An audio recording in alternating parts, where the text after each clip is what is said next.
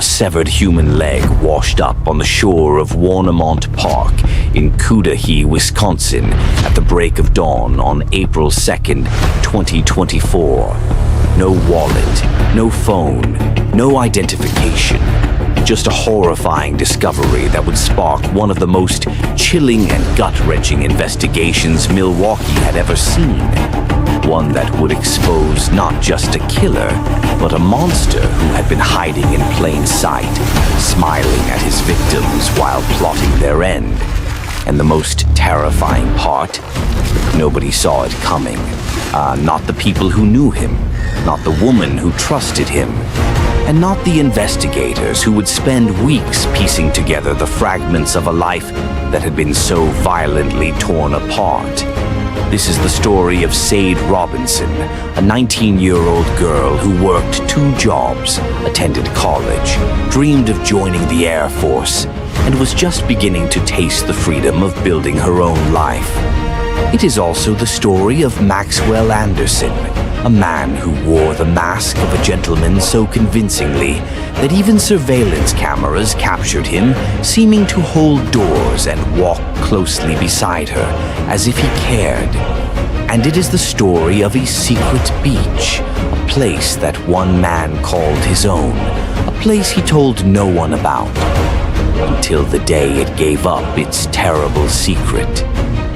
Stay with this story, because just when you think you understand what happened, there is another layer, another detail, or another moment that will make you stop and ask, how did no one know? Before the beach, before the investigation, before the horror, there was a girl with a big heart and even bigger dreams. Sade Carlina Robinson was born on May 10th, 2004 in Milwaukee, Wisconsin. She grew up in difficult circumstances, a childhood that many would have used as an excuse to give up. But Sade was not built that way.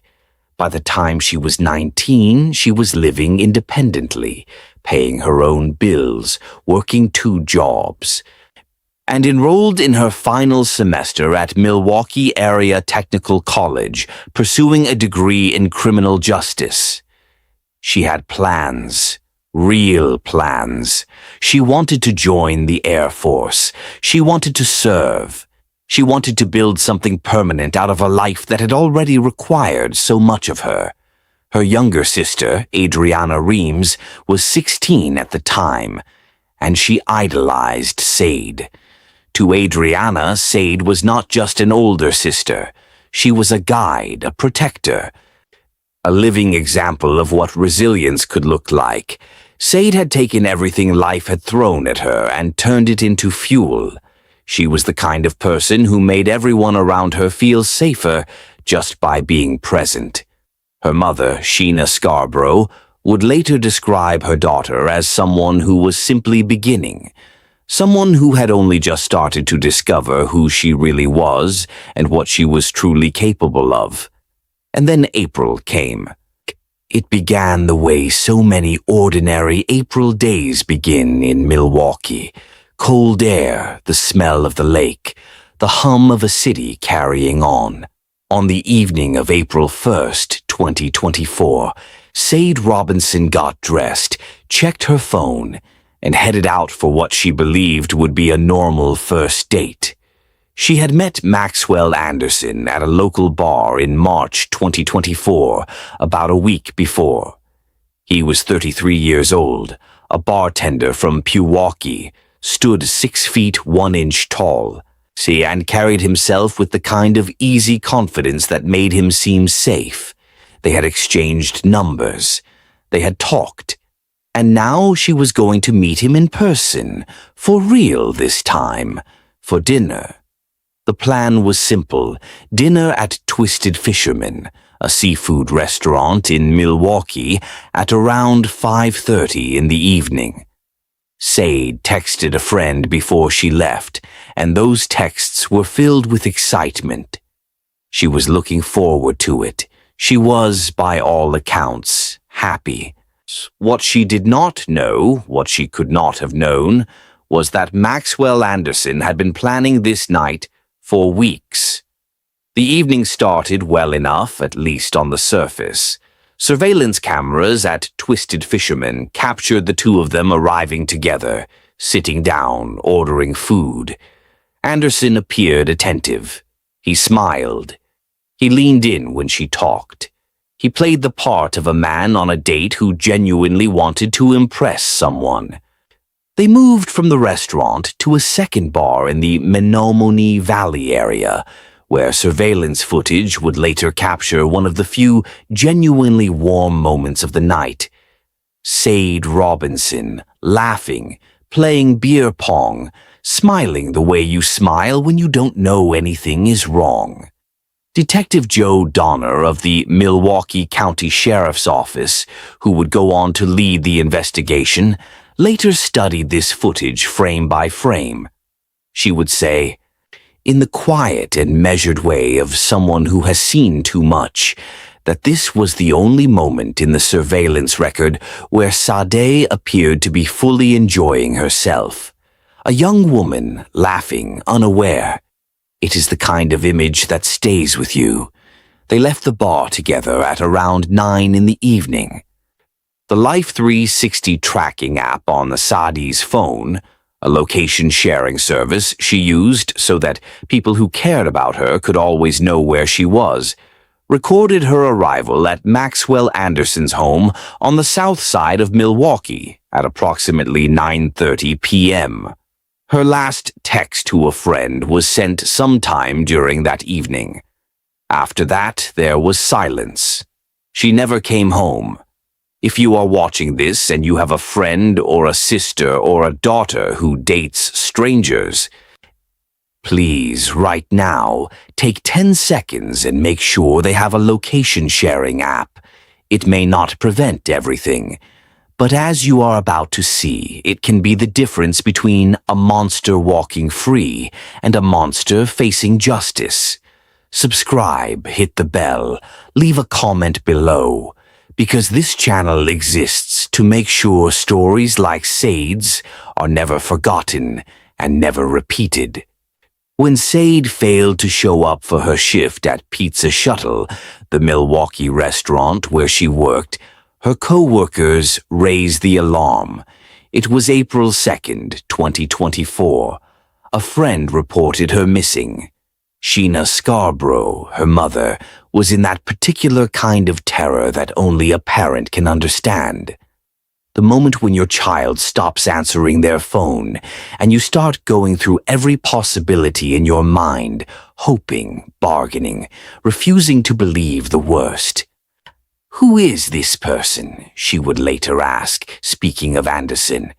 How do you know my daughter? That same morning, April 2nd, a severed human leg was discovered near the shoreline of Warnemont Park in Cudahy, just south of Milwaukee. It was found by a passerby. There was no immediate identification, but law enforcement, already aware that a young woman was missing after a late-night date, began to connect the terrifying dots. And then, just miles away from the park, Sade's car was found. Her 2020 Honda Civic had been set on fire behind an abandoned building near 30th and Lisbon in Milwaukee, roughly 3 miles from her apartment. The fire had been intentional. That much was immediately clear to investigators.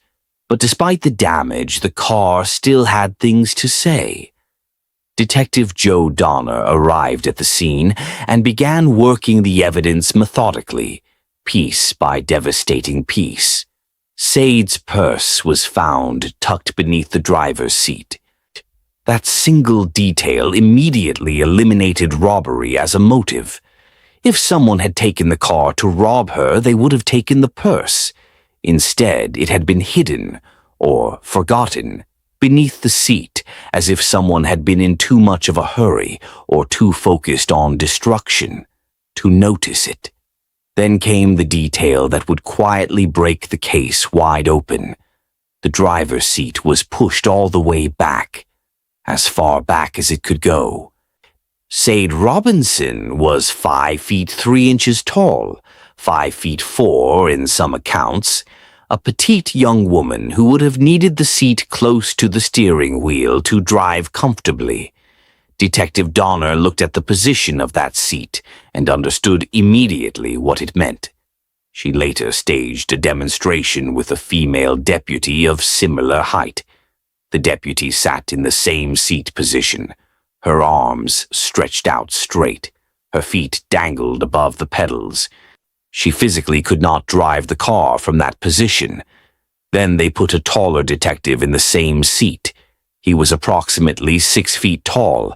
He sat back, settled in, and the position was perfect.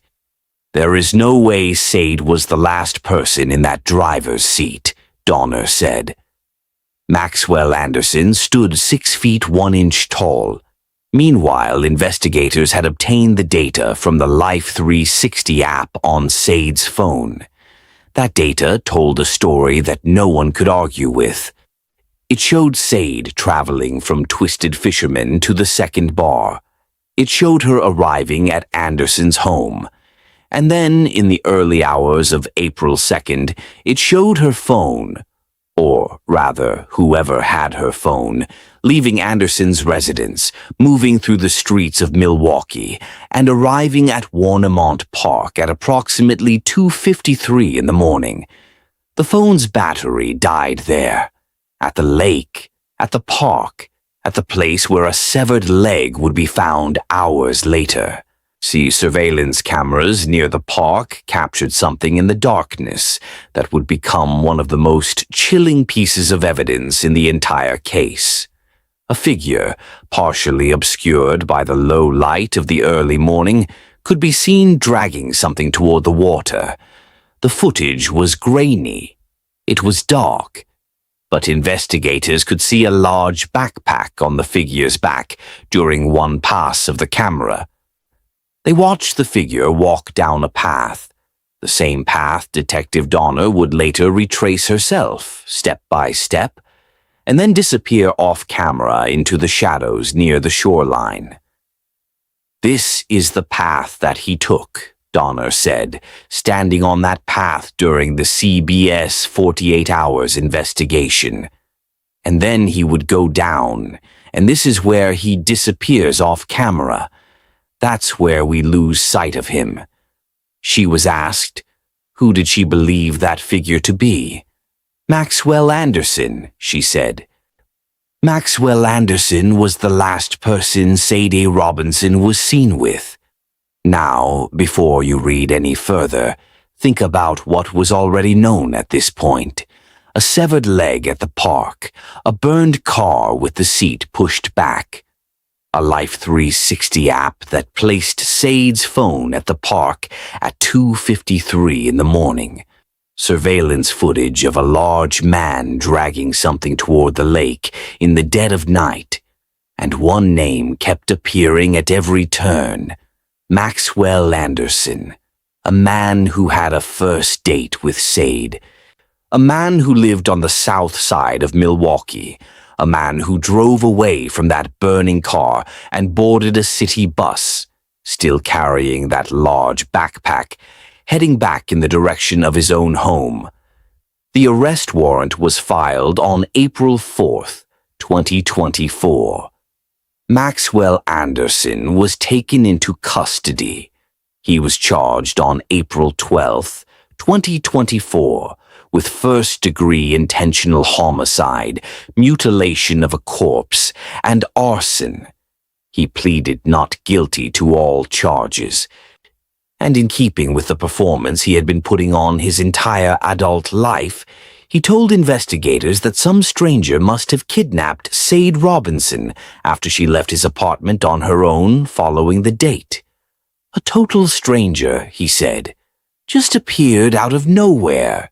Took her. Nothing to do with him. Nobody believed him. But proving it in a court of law, that was going to take time, evidence, and the kind of detective work that would piece together a monster's secrets, one fragment at a time.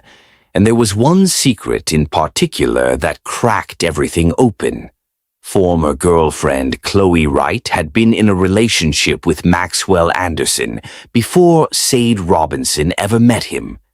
In the wake of Sade's disappearance and the discovery of remains at Warnemont Park, Wright came forward with investigators, and she told them something that stopped everyone in the room. Anderson, she said, had a special name for Warnemont Park. He called it his secret beach. He had taken her there.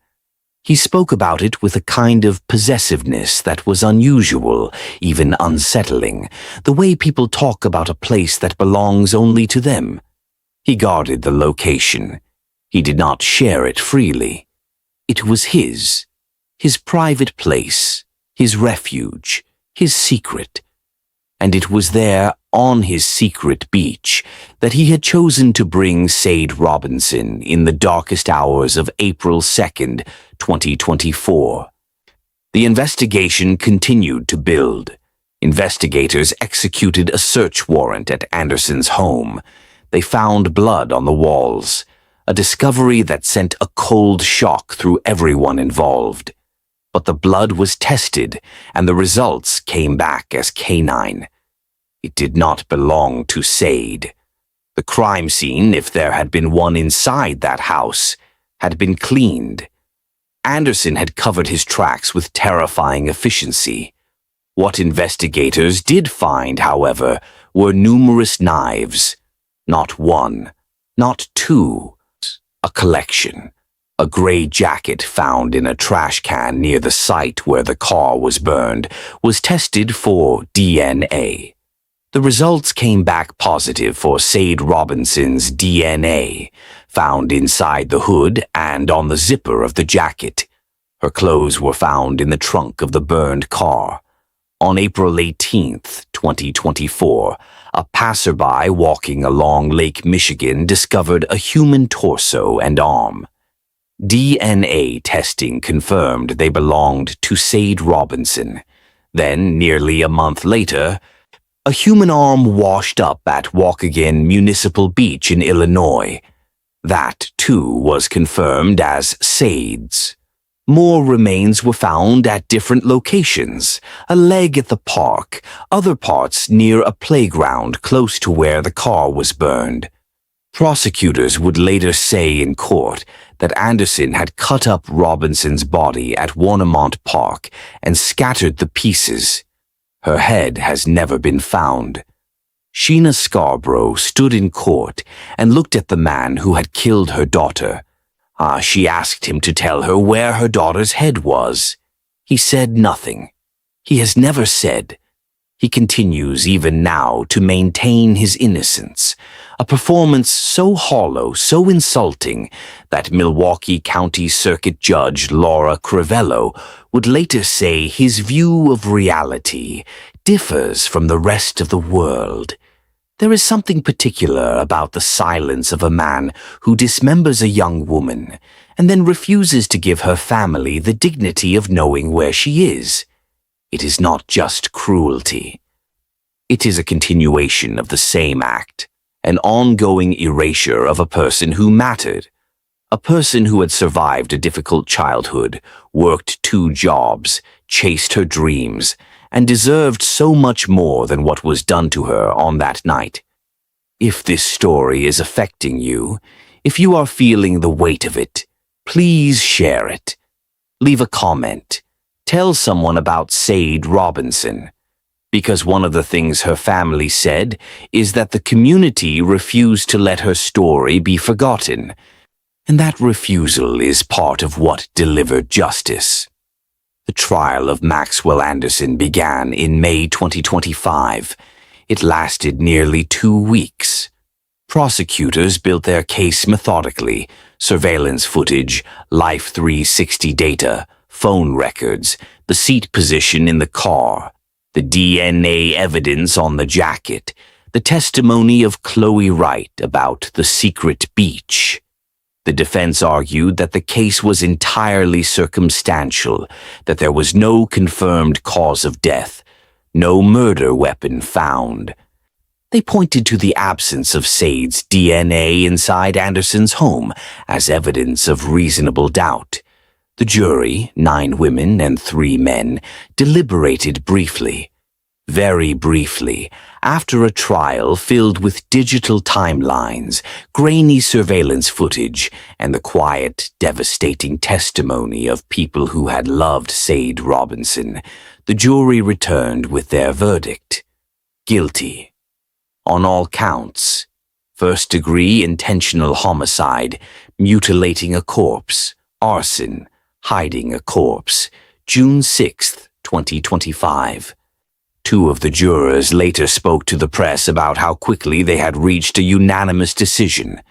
The evidence, they said, left no room for doubt. The Life 360 data, the seat position, the jacket, the secret beach, it all told one story, and it told it clearly. Maxwell Anderson stood in court and said he would appeal. His attorney said the same. But Judge Laura Crivello had already made up her mind. She had sat through every day of that trial. She had heard every piece of evidence. And on August 1st, 2025, she sentenced Maxwell Anderson to life in prison without the possibility of parole. Not eligible for extended supervision, not eligible for parole. Life, the maximum sentence on every count. His crimes are unconscionable, Crivello said. She trailed off. She shook her head. She said the case read like something out of a horror novel, and that Anderson was, in her judgment, irredeemable. Before the sentence was handed down, Sade's family was given the chance to speak. See, and what they said in that courtroom deserves to be heard in full, not just as a record of their grief, but as a testament to who Sade Robinson was and what was taken from the world when she was killed. Carlos Robinson, her father, stepped up to the microphone. He was a man barely holding himself together. He looked at Anderson. He spoke to the judge. Everything that he did should be done to him, he said. No man should be able to live after what he did. That's just how I feel. I can't get past this. I can't.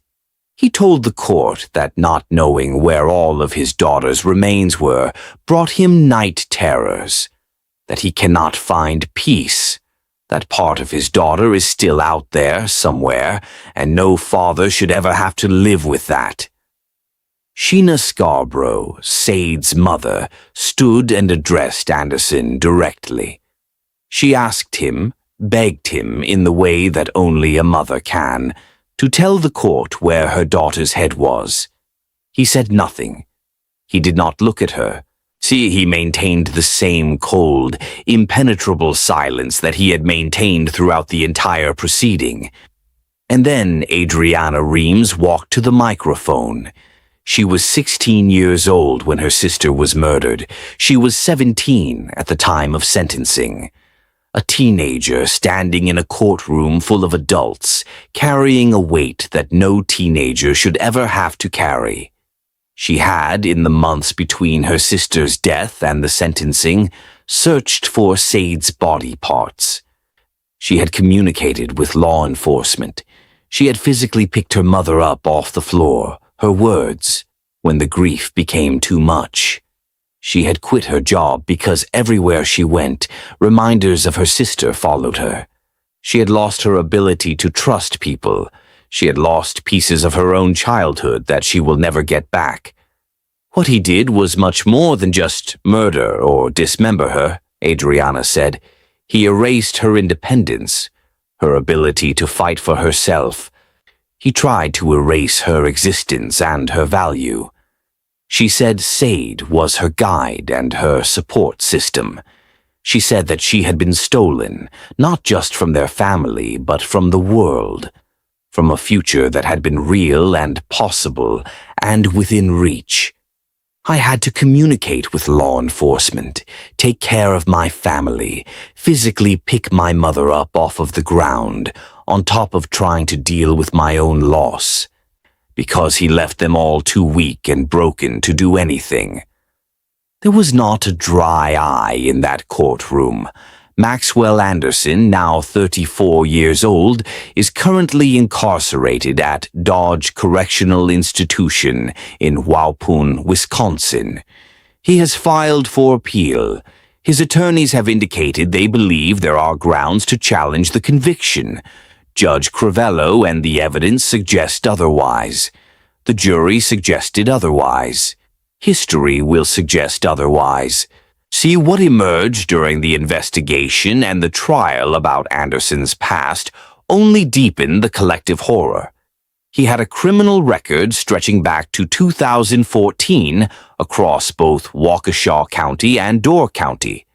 That record included domestic abuse, drunk driving, disorderly conduct, a history of violence toward his own family members, and a 2019 incident involving violence toward a total stranger. He had briefly served in the Navy before receiving a general discharge. He had worked in the service industry for years, smiling at customers, making drinks, learning how to be personable and approachable. He owned a home on the south side of Milwaukee. He looked from the outside like a functioning adult. He also had a confidential informant, whose statement was included in court filings obtained by Fox 6 News, who claimed that Anderson had been planning to kill Sade Robinson for weeks before their first date. Not a crime of passion, not a moment of rage, weeks of planning, a target, a date, a secret beach where no one would find the evidence until it was too late. In the months that followed Sade's murder, the Milwaukee community responded with an outpouring of grief and anger and love. Dozens of community members held a pink-out event on Anderson's front lawn. Pink balloons, pink posters, pink flowers, stuffed animals, transforming the site of evil into a makeshift memorial for the young woman whose life had been taken. Anderson's own father expressed condolences and sympathy to the Robinson family, a gesture that cost him something and meant everything. Milwaukee Area Technical College, where Sade had been enrolled in her final semester, awarded her a posthumous associate's degree in May 2024. Her sister Adriana accepted the degree on her behalf. Sade had been studying criminal justice. She had wanted to join the Air Force. She had wanted to serve and protect and build. In a different universe, the one that should have existed, she would have graduated that spring, walked across a stage, received a diploma, and started the next chapter. Instead, her family received the degree while detectives were still searching for pieces of her along the shores of Lake Michigan. In September 2024, a mural of Sade Robinson was painted on a wall near the entrance of Pizza Shuttle, the Milwaukee restaurant where she had worked. It is still there. People stop and look at it. They leave flowers sometimes. They take photographs. They remember a girl they never met but feel they somehow knew, because her story, told in full, is the story of someone trying hard and deserving better, and receiving the worst instead. Robinson's family also filed a wrongful death lawsuit against Anderson in June 2024, a case that continues to move through the courts. Separately, her mother, Sheena Scarborough, is pursuing a lawsuit against 2 local bars that, according to the claim, served alcohol to Sade Robinson, despite the fact that she was 19 years old and therefore underage. The argument made in that suit is that by over-serving a minor in the presence of a man who would later kill her, those establishments contributed to the chain of events that led to her death. It is a complicated legal argument, but it is also a grieving mother trying to understand every link in the chain that stole her daughter and making sure that every link is held accountable. Milwaukee County Executive David Crowley issued a statement following the sentencing. He said that while no verdict can bring Sade back or ease the unimaginable grief carried by her family, the community could take solace in knowing that accountability had been delivered because they had refused to let her story be forgotten. He said the long journey toward healing could begin. It is a beautiful sentiment. It is also, in the most painful way, so only partly true, because healing for a family that does not have all of their loved ones' remains, that cannot fully lay her to rest, that still wakes up at night wondering where she is. That healing is not linear. It is not neat. It may never be complete. Sade Robinson's family has launched initiatives aimed at supporting crime victims and addressing violence against Black women and girls. The work continues. The advocacy continues. Her name continues to be spoken in rooms where decisions are made about how missing persons cases are handled, how quickly cases involving young Black women are taken seriously, how systems can be built to protect rather than fail the most vulnerable. Here is something this story demands to be said plainly. Sade Robinson was a Black teenage girl who went missing in Milwaukee. Her case received attention. Significant attention, eventually, but the conversation about how long it took and whether it would have moved faster under different circumstances is one that her family and community have raised directly. It is a question that does not have a comfortable answer, but it is a question that must be asked, because the only way things improve is if they are examined honestly and changed deliberately. If you are still watching, and thank you for staying, because this story deserves to be heard in full, please take a moment right now to like this video, leave a comment about what this story means to you, and subscribe so that you never miss coverage like this. This channel exists to bring attention to cases like Sade's, cases where a real person with a real life and real dreams deserves to be more than a headline. Maxwell Anderson is serving life in prison. He will never walk free. That is the outcome the evidence and the law demanded. And it is what a jury of 12 people unanimously agreed upon after hearing every piece of that evidence laid out before them. It does not bring Sade back. It does not find the parts of her that are still missing.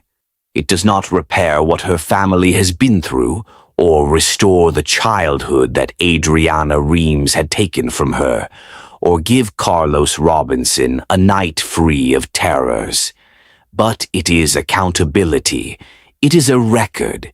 It is the law saying clearly and permanently, this man did this. Oh, and he will not do it again. Detective Joe Donner, who led the investigation with the kind of quiet determination that deserves to be recognized, said in her interview with 48 Hours correspondent Anne-Marie Green that the case stayed with her. Of course it did. How could it not?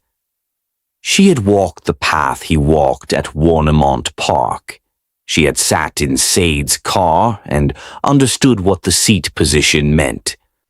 She had studied surveillance footage of a young woman laughing over beer pong and known what came after. Investigators are human.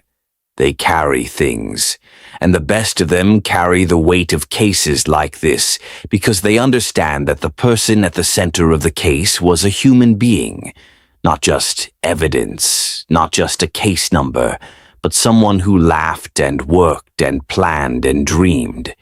There is a detail from this case that has stayed with many people who have followed it closely. Oh, and it is this. Maxwell Anderson called Warnemont Park his secret beach. He told Chloe Wright about it. He took her there. He guarded the location as if it were precious. In the end, it was not a refuge. It was a grave site. And the secret he thought he had buried there, the secret of what he was capable of and what he had done, did not stay secret at all. It washed ashore in the early morning of April 2nd, 2024, and it kept washing ashore, piece by terrible piece, until there was no hiding left to do. Sade Carlina Robinson was born on May 10th, 2004. She worked 2 jobs. She studied criminal justice. She planned to join the Air Force. She was a guide to her younger sister and a source of fierce pride for her parents. She survived a difficult childhood and built something real from it, on her own terms, in her own apartment, with her own plans and her own future waiting for her. She was 19 years old. She should be 21 right now, maybe graduating from college, maybe in basic training, maybe calling her mother on a Sunday just to check in, the way children do when they finally feel settled enough in their own lives to turn back toward home. She deserved every year that was taken from her, every year that Maxwell Anderson decided, weeks in advance, with deliberation and planning and cold intent, that she would not have. Remember her name, Sade Robinson. Not for the way her story ended, but for the way she lived it, fully, fiercely, and with everything she had, right up until the moment she was given no more time to live it. If this story moved you, leave a comment below with the words, "Justice for Sade." Share this video with someone who needs to hear it. Subscribe to this channel so that cases like this continue to be told with the care and the detail and the honesty they deserve. Every view, every comment, every share is a way of saying that her life mattered and that her story will not be forgotten. Because the only thing worse than what was done to Sade Robinson would be if the world forgot who she was. And we are not going to let that happen.